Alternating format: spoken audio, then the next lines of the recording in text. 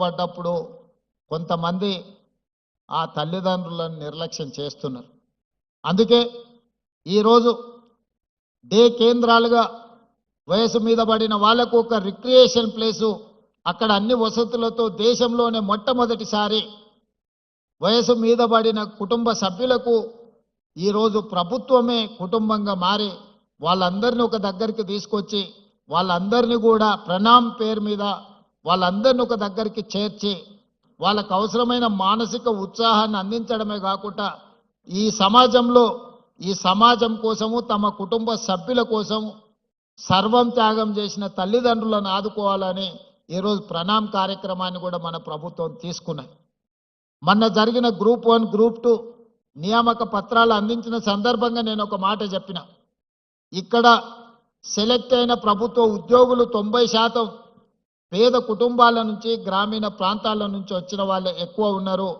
మీకు ఈరోజు చదువు వచ్చి ఉద్యోగం వచ్చిన తర్వాత మీకు శ్రీమంతులైన తల్లిదండ్రులు పిల్లల్ని ఇస్తే పెళ్లి చేసుకొని అత్తగారే మాకు కావాల్సిన వాళ్ళు తల్లిదండ్రుల పట్ల నిర్లక్ష్యం వహించే అవకాశం ఉంది.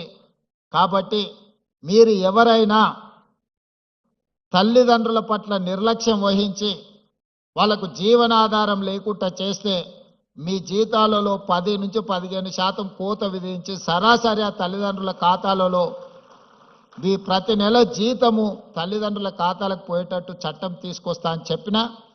రేపు జరగబోయే బడ్జెట్ సమావేశాలలో మా మిత్రులు దామోదర్ రాజనరసింహ గారు ఈ చట్టాన్ని ఏ విధంగా పొందుపరచాలనో, ఎవరైతే పిల్లలు ప్రభుత్వ ఉద్యోగాలలో ఉన్నారో తల్లిదండ్రులకు వాళ్ళ జీతాలలో కొంత ఇవ్వాలి.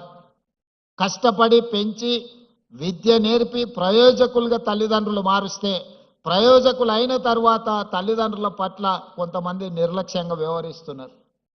ఎలాంటి ఫిర్యాదు మనకు ఆ స్థానిక ఎంఆర్ఓనో లేకపోతే ఎంపీడీఓ దగ్గర తల్లిదండ్రులు మా పిల్లలు మమ్మల్ని చూసుకోవడం లేదని ఏదైనా ఫిర్యాదు ఇస్తే ఆ ఫిర్యాదును పరిశీలించి వాళ్ళ పిల్లలు ప్రభుత్వ ఉద్యోగస్తులైతే వాళ్ళ జీతాలలో 10 నుంచి 15% కోత విధించి సరాసరి ఆ తల్లిదండ్రుల ఖాతాలకు పోయే విధంగా మనం చట్టంలో మార్పు తీసుకురావాల్సిన అవసరం ఉన్నది. వివిధ కారణాల చేత తల్లిదండ్రుల పట్ల నిర్లక్ష్య వైఖరితో ఉన్న వాళ్ళను సరైన దారిలో పెట్టాల్సిన బాధ్యత మన మీద ఈ ప్రభుత్వం మీద ఉన్నది. ఎందుకంటే తల్లిదండ్రుల బాధ్యత తీసుకోవడం లేదు అని అంటే వాళ్ళకి సమాజం పట్ల ఏమాత్రం బాధ్యత లేదని మనం భావించవచ్చు. ఎవరైనా వ్యవసాయ కూలీ అయినా లేకపోతే చిన్న చిన్న కమతాల రైతులైనా లేదా ప్రభుత్వ ఉద్యోగులైనా తల్లిదండ్రుల పట్ల నిర్లక్ష్యంగా వ్యవహరిస్తే వయసు మీద పడి వయసు ఉన్నంత కాలం మీకోసమే కష్టపడి రెక్కలు ముక్కలు చేసుకొని పెంచి పెద్ద చేసి మిమ్మల్ని ప్రయోజకులను చేసి సమాజంలో ఒక గుర్తింపు తీసుకొస్తే ఆ గుర్తింపు వచ్చిన తర్వాత తల్లిదండ్రుల పట్ల నిర్లక్ష్య వైఖరి అవలంబిస్తే దాన్ని సరిదిద్దే బాధ్యత ఈ ప్రభుత్వానికి ఉన్నది. తప్పకుండా దాన్ని సరిదిద్దుతామని కూడా నేను ఈ వేదిక మీద నుంచి చెప్పదలుచుకున్నాను. దానికి సంబంధించి కూడా చట్టాన్ని సవరించి ఈరోజు తప్పకుండా ఈ రకమైన చర్యలు చేపడతాం. అదేవిధంగా 100% తెలంగాణ రాష్ట్రంలో ఉన్న ప్రతి ఒక్కరికి వైద్యాన్ని అందించాలనేదే మా ఉద్దేశం. ఇంతకుముందు మిత్రులు దామోదర్ రాజనరసింహ గారు తలసేమియా గురించి ఇతర పరీక్షల గురించి కొన్ని సూచనలు చేసిండ్రు.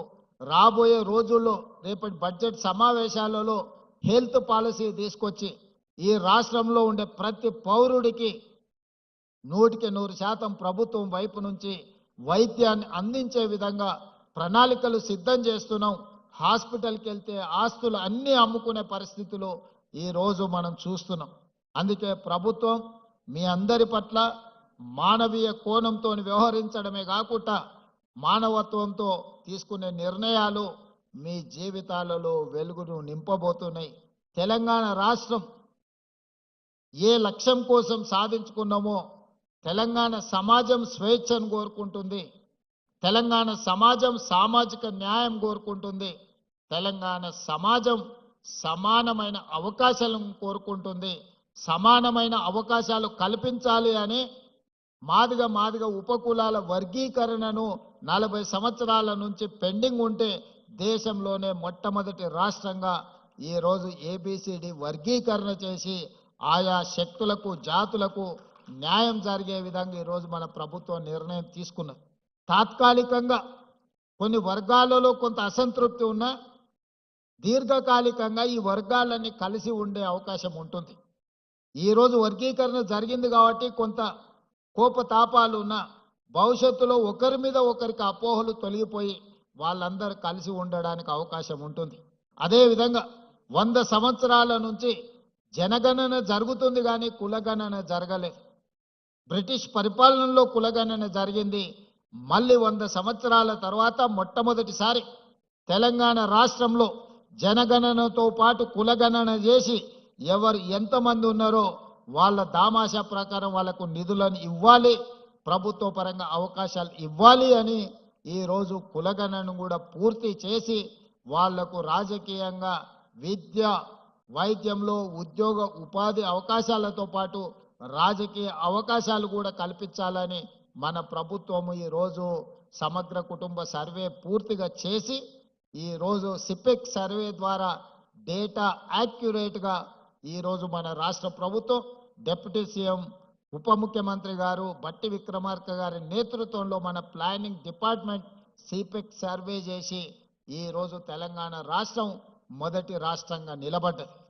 2026 సంవత్సరంలో కేంద్ర ప్రభుత్వం చేయబోయే జనగణన ఈరోజు తెలంగాణ రాష్ట్రం మోడల్నే కాపీ కొట్టి సేమ్ ఏ విధంగా అయితే పోయిన సంవత్సరం తెలంగాణ రాష్ట్రంలో జనగణన కులగణన చేసినామో ఈరోజు కేంద్ర ప్రభుత్వం యాజ్ ఇట్ ఈస్ తెలంగాణ రాష్ట్రం ఏ ప్రక్రియను అవలంబించిందో ఈరోజు కేంద్ర ప్రభుత్వం తొందరలోనే జనగణనలో కులగణనను కూడా చేర్చి ఆ ప్రక్రియ ప్రారంభించబోతుంది.